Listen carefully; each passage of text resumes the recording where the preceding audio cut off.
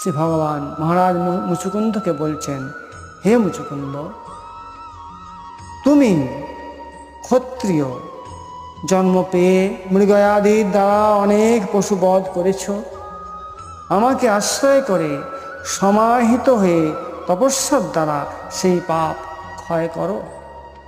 পরের জন্মে সুহিতম ব্রাহ্মণ হয়ে আমাকে লাভ করবে এবং শ্রী ভগবানের সাক্ষাৎ দর্শনের পরও মুক্তি লাভের জন্য ব্রাহ্মণ দেহের প্রয়োজন, একথা শ্রী ভগবান স্পষ্টাক্ষরে বললেন।